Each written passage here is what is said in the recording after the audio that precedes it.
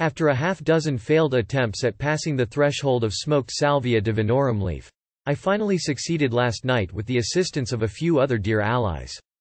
The setting was in my home, in the context of a group trip with a friend and his wife. We started the evening with 2.5 grams of dried cubensis, except for my friend's wife, who chose LSD as her sole vehicle for the evening. The mushrooms affected my companion profoundly, but did little for me except to lighten my mood to a pleasant euphoria. This was probably due to the fact that I had ingested a small amount of 2CB 2 nights prior.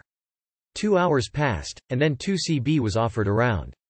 I was skeptical that it would affect me either due to tolerance, but I decided to try 20 milligrams. Anyway, it did start some light patterns in my visual field and intensified my euphoria, but was still relatively subtle.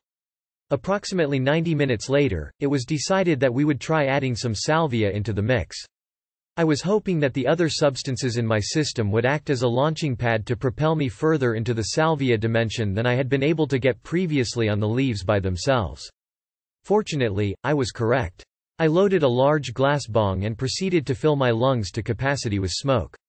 As I closed my eyes and held it in, faint deep blue tendril-like forms reached out to me through the blackness, beckoning me to go deeper. I almost heard a voice telling me to come on in.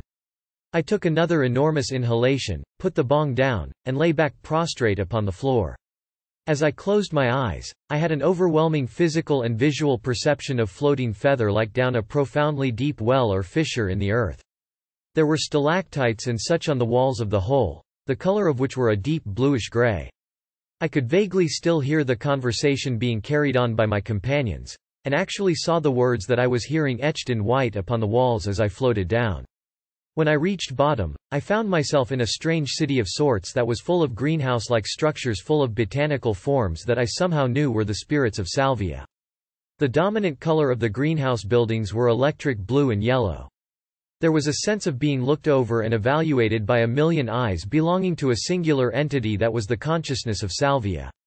I felt as though I had finally passed some sort of inspection process and was being welcomed into its world.